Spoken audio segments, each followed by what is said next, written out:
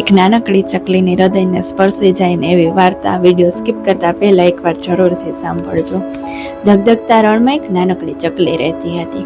હવે આ ચકલી ખૂબ લાંબા સમયથી બીમાર હતી. બીમાર હોવાને કારણે તેના શરીરના પીછા બધા ખરી ગયા હતા, એટલે તે આકાશમાં ઉડી નહોતી શકતી. ચકલી પાસે ખાવા માટે કંઈ નથી, પીવા માટે પાણી નથી, રહેવા માટે ઘર એટલે કે માળો પણ નથી, અને પોતે એટલી સક્ષમય નથી કે માળો બનાવી શકે. હવે ચકલી પોતાનું જીવન રણની ધગધગતી રેતી ઉપર વિતાવે છે અને દિવસે ને દિવસે દુઃખી થતી જાય છે, અને મનમાં ને મનમાં ભગવાનને એક જ ફરિયાદ કરે છે કે મારા જીવનમાં આટલું દુઃખ કેટલા સમય સુધી છે, એમ મારા જીવનમાં ખુશી આવશે, મારી સાથે જ શું કામ આવું થાય છે એમ.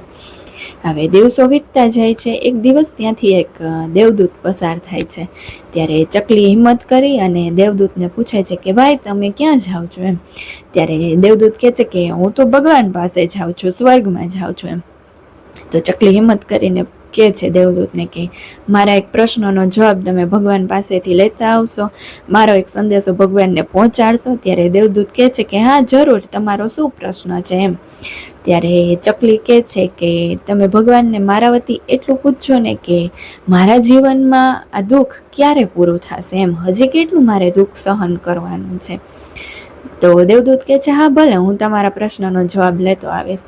દેવદૂત ભગવાન પાસે જાય છે અને ભગવાનને કહે છે કે ઓલા ચકલીબેન એવું કહેતા હતા કે એના જીવનમાં સુખ ક્યારે આવશે ને કેટલા ટાઈમ સુધી આવું ને આવું દુઃખ ભોગવવું પડશે.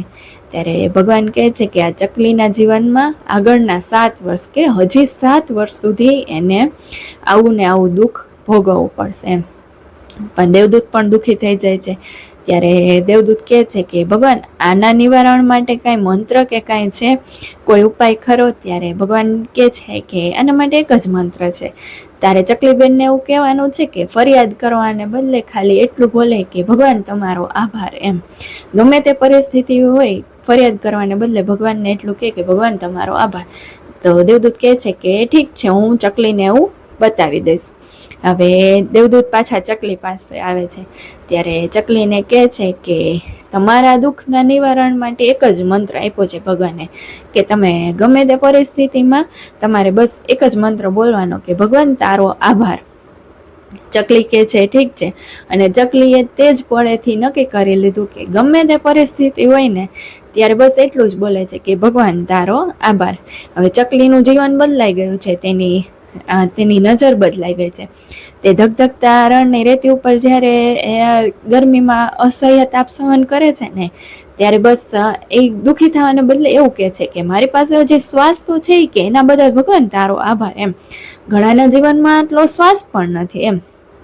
જ્યારે એને તરસ લાગે છે ને ત્યારે ચકલી એવું કહે છે કે ભગવાન તારો આભાર કે મને તરસ તો લાગે છે કે ઘણાના જીવનમાં તો પાણીનું એક બૂંદ પણ નથી એમ. પછી જ્યારે એને ભૂખ લાગે છે ને ત્યારે એવું કહે છે કે ભગવાન તારો આભાર કે હું ભૂખ માટે પણ શ્વાસ તો લઈ શકું છું, કે ઘણાના નસીબમાં તો આવો શ્વાસ લેવાનું પણ નથી. હવે દિવસો ને દિવસો વીતતા જાય છે. 7 દિવસ થાય છે. હવે વાતાવરણ ત્યાંનું બદલાઈ જાય છે. રણની જગ્યાએ એક સુંદર મજાનું હરિયાળું ઉપવન થઈ જાય છે, જ્યાં પક્ષીઓ કલરવ કરે છે, આજુબાજુ ઝાડવા છે, બાજુમાં એક નદી વહેતી જાય છે.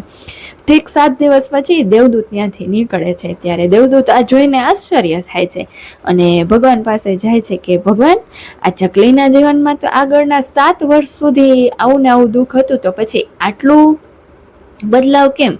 આ ચકલી આટલી બધી 7 જ દિવસમાં સુખી કેમ થઈ ગઈ એમ. હવે દેવદૂત એવું કહે છે કે ભગવાન આટલો બધો જલ્દી ફેરફાર કેમ, કે જ્યાં રણ હતું, ધગધગતો રણ હતું, અહીંયા આટલા દિવસમાં 7 જ દિવસમાં બગીચો કેમ?